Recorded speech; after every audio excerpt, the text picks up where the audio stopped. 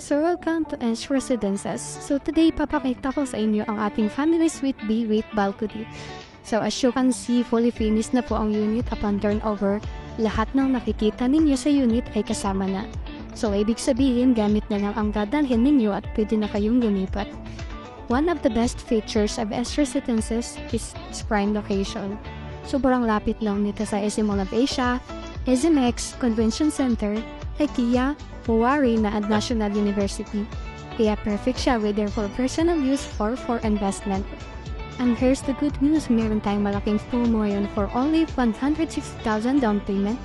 Pwede kayo ma-move in within 3 to 6 months and the reservation fee is only 50,000 pesos.